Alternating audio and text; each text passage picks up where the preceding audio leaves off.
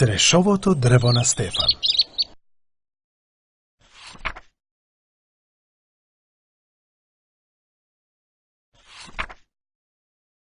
Семејството на Стефан се селеше во нова куќа. Стефан гледаше како татко му ја изнесува својата омилена фотелја. Мама го завитка албумот со семејни фотографии во едно ќебе. Сестра му на Стефан во рацете го стискаше мачето. Таа никогаш нема да го остави само.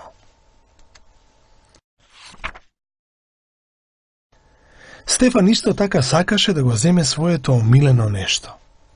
Тој отиде во градината, каде што растеше неговото црешово дрво.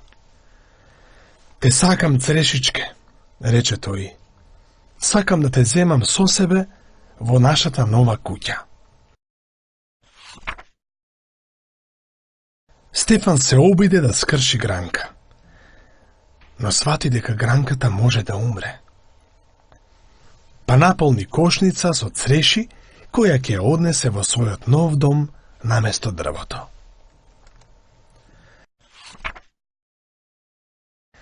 Време е за одење, рече тато. Сите влегоа во автомобилот. Додека се оддалечуваа од куќата, Стефан му мафташе на своето црешово дрво за збогум.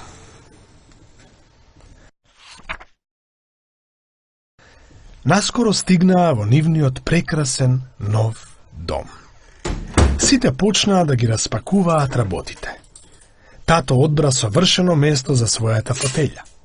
Мама го постави албумот со семејни фотографии над каминот, а мачето со трчање се втурна во кујната да пивне малку млеко. Мама рече: сите дојдете, седнете и да ручаме. По ручекот, тато рече: сега баш добро би ни дошле цреши. Јас имам цреши, рече Стефан. Им ја подаде кошницата.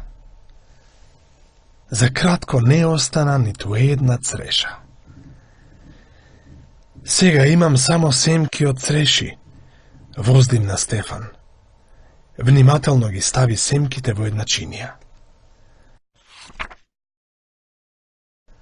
Во својата нова соба, Стефан гледаше низ прозорецот. Надвор не растеше црешовото дрво. Знам што ќе направам, рече Стефан. Ќе насликам црешово дрво и ќе го закачам над зидот. Стефан го наслика стеблото со гранките. Кога мама ја виде сликата на Стефан, запраша: зошто го сликаш тоа дрво?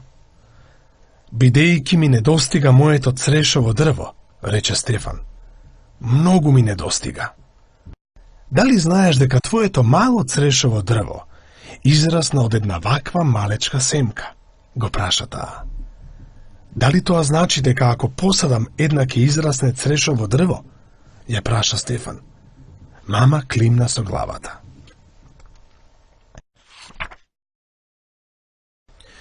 Ајде веднаш да посадиме, рече Стефан. Стефан и мајка му отидоа во градината. Ископаа мали дупки. Во секоја од нив Стефан внимателно стави по една семка и ги покри со земја. Потоа ја навади земјата. Вечерта Стефан беше уморен и среќен. Повторно ќе имам црешово дрво, рече тој. Ги затвори очите и заспа.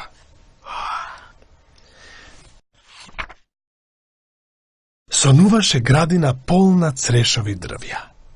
Врапчињата правеа гнезда на гранките од дрвјата, а Стефан собираше зрели цреши и ги ставаше во својата кошница. Тоа беше неговиот прв сон во новата куќа.